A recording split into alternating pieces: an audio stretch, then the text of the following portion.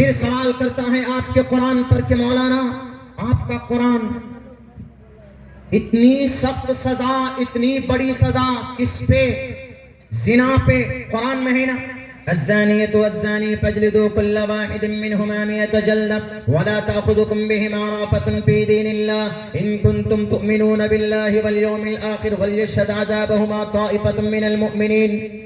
اگر کوئی زنا کرنے والی عورت یا مرد، الزانیۃ زنا کرنے والی عورت یا مرد دونوں میں سے کوئی، یعنی زنا کرنے والی مرد اور عورت کو پکڑو، ان کو سزا دو۔ کیا سزا؟ ان کو سزا ملنی چاہیے کھال سے بنے ہوئے کوڑے سے، لیدر سے، کھال سے بنا ہوا کوڑا ہونا چاہیے، اور پھر ان دونوں ریپسٹوں کو، دونوں مجرم کو پکڑ کر لوگوں کے بیچ میں ان کو سزا ملنی چاہیے۔ اور ایسا نہیں ہونا چاہیے کہ اگر کوئی سزا دیتے وقت کہ نہیں جناب یہ لڑکا تو فلاں ایم پی کا ہے، یہ لڑکا تو مکھیا کا ہے، یہ لڑکا تو گاؤں کے ادیوگ پتی کا ہے، یہ لڑکا تو چیف منسٹر کا ہے، یہ لڑکا تو گرہ راجیہ منتری کا ہے، یہ لڑکا تو کسی بڑے انسان کا ہے، ہائی پروفائل سے بلانگ کرتا ہے، اسی لیے اس کو سزا نہیں ملنی چاہیے۔ وَلَا تَأْخُذُكُمْ بِهِمَا رَأْفَةٌ فِي دِينِ اللَّهِ، اللہ کی شریعت میں، اللہ کے قانون میں کوئی نرمی نہیں ہونی چاہیے۔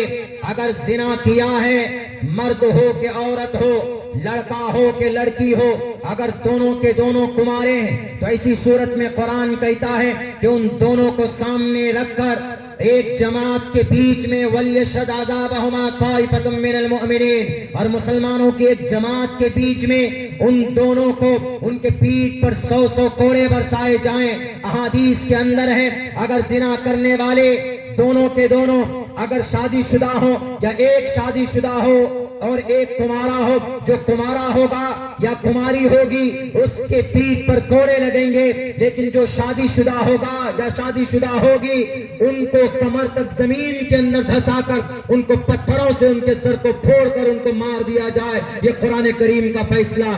میڈیا والوں کو بات سمجھ میں نہیں آتی، ایک دم فوراً قرآن پر اعتراض کرتے ہیں کہ مولانا اتنی سخت سزا آپ کے قرآن میں ہے، اگر کسی کی بیٹی کی عزت کوئی لوٹتا ہے، اگر کوئی زنا کرتا ہے تو اس کو اتنی سخت سزا دی جائے گی آپ کے قرآن میں۔ ہم نے کہا کہ یہ بہت کم سزا ہے، جس کی بیٹی کی عزت لوٹی جاتی ہے اس کے ماں باپ سے جا کر پوچھو۔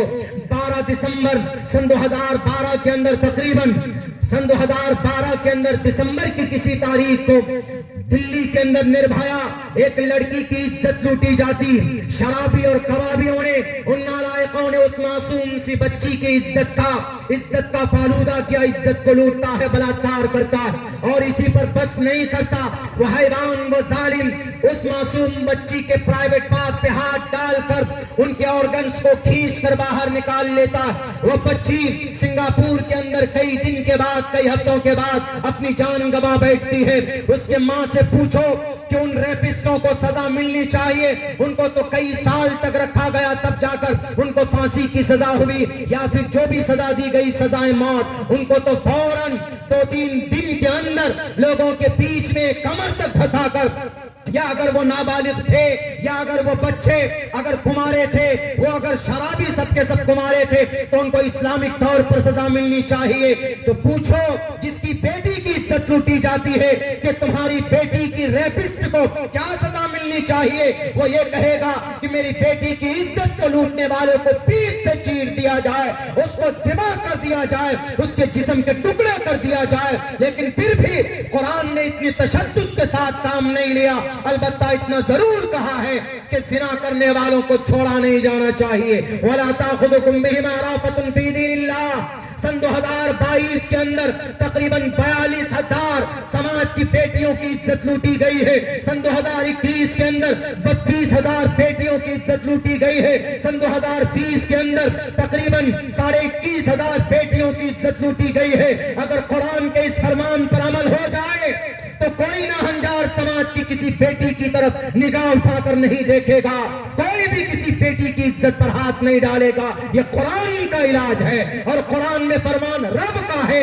اور رب زیادہ بہتر جانتا ہے کہ انسانوں کی اصلاح کس طرح سے کیا جائے، انسانوں کو کیسے سدھارا مارا جائے تو اللہ سے بہتر کوئی نہیں جان سکتا.